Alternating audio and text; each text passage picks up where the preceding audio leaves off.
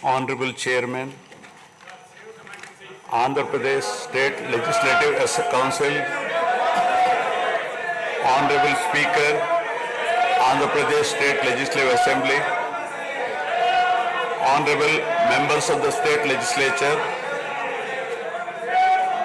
I am immensely pleased to welcome and congratulate the newly elected Honorable Members of the State Legislative Assembly and members of the Legislative Council to this joint session of the State Legislature being convened for the first time after the general elections 2024.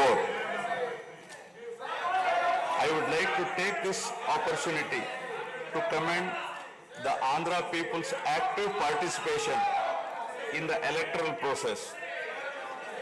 Their inspiration for change has been unambiguous. Now the responsibility of fulfilling their aspirations lies with all of you. Honorable members, you are aware that due to the supreme sacrifice of Amarajeevi Potti Sriramulu, Andhra Pradesh was formed as the first linguistic state on 1st October 1953 with Kurnool as capital. Thereafter, the state was recognized on 1st November 1956 and Telugu-speaking parts of Hyderabad state were made into the combined Andhra Pradesh with Hyderabad as capital. Accordingly, a lot of Telugu people moved to Hyderabad. Again, in June 2014, the people of Andhra Pradesh were forced to undergo another reorganization of their state, the most damaging experience of all. The united Andhra Pradesh was bifurcated unscientifically, undemocratically, and without adequate consultation with the stakeholders. This has left an indelible mark on the minds of the people of the residual state of Andhra Pradesh. The turbulence caused due to multiple state reorganizations and the resultant disruptions have deprived Andhra people of a sustained long-period development and progress. Today we stand at a juncture where the people have to again take up the task of rebuilding their state. As time has progressed, it has become evident that the Andhra Pradesh Reorganization Act 2014 does not compensate enough the residual Andhra Pradesh for the loss of prosperity and development opportunities. The state bifurcation has imposed an unprecedented strain on the economy of the state. There are patent inconsistencies in distribution of assets and liabilities, with 58.32% of combined state population.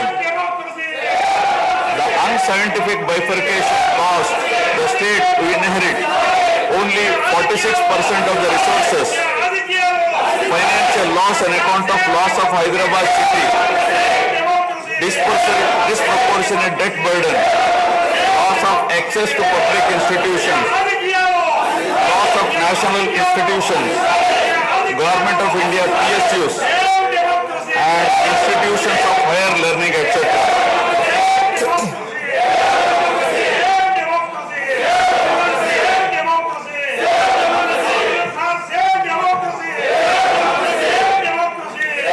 One can see that scientific criteria for apportionment were not adopted, while the residual state inherited huge revenue deficit.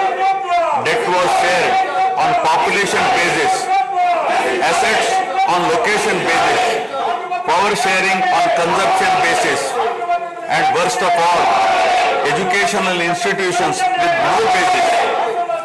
All these factors led to the structural change in economy with reduction of service sectors from 51% to 44%.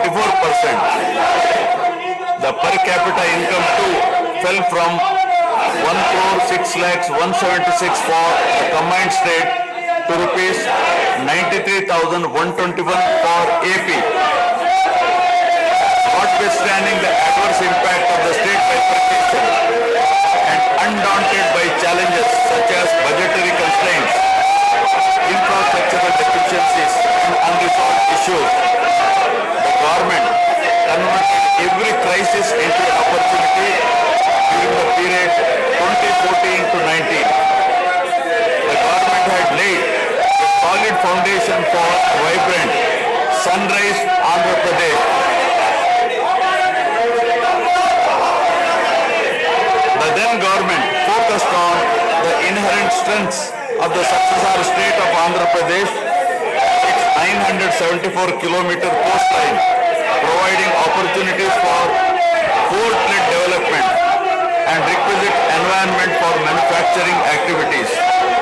The fertile river plains supporting agriculture and allied activities, the passing of 3 industrial corridors through the state, rich natural and human resources. A reflection on the state's performance during the 5-year period of 2014 to 19 gives a clear picture of the balancing act between development and welfare. Completion of prestigious Pattasima project by linking of rivers Godavari and Krishna in a record time of 1 year. Completion of 72% of Polavaram project so that it could be made fully operational by 2021. Prioritization of other irrigation projects, drought proofing measures, real-time governance, development of Amaravati region through land pooling, construction of new secretariat and legislature building are a few examples worthy of mention. All the milestones achieved during 2014 to 19 were possible because of the visionary leadership of Sri Nara Chandrababu Naidu, the Honorable Chief Minister of Andhra Pradesh. In this regime, the state attracted marquee FDIs like Kia Motors, emerging as #1 state continuously in ease of doing business rankings. Under his able leadership, the state attracted several investments in various sectors. The government initiated development of Kakinada SEZ Port, Bhavanapadu and Ramayapatnam ports, expanded airports and increased the state road network. The development of infrastructure was balanced with welfare measures such as increase in old age pension, farm loan waiver, scholarships to students, construction of houses, etc. These development and welfare measures led to compound annual growth of 13.5% between 2014 to 19.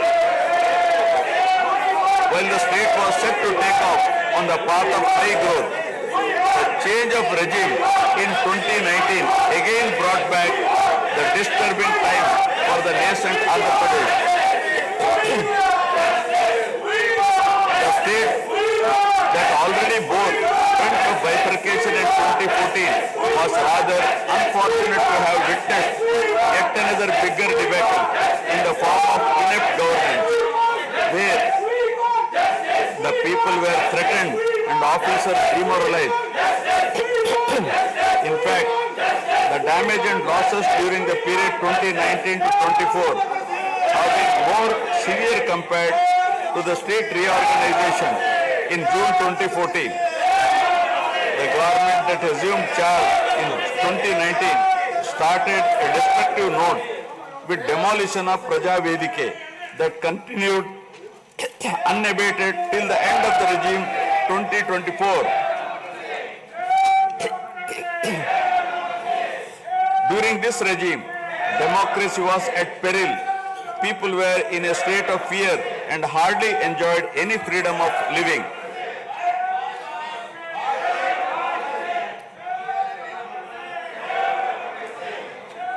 The regime revenge politics had severely hampered the state's prospects for prosperity and growth. Even the Honorable High Court of Andhra Pradesh had sought to convene a judicial inquiry into whether there is a constitutional breakdown in the state. The biggest damage was done to the brand AP.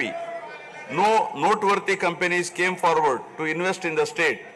The corrupt practices at all levels, coupled with weaponization of instruments of governance across revenue earning departments for personal gains, sabotaging of checks and balances, made several state institutions and private companies defunct and forced the existing enthusiastic investors and entrepreneurs to move out of Andhra Pradesh to other states.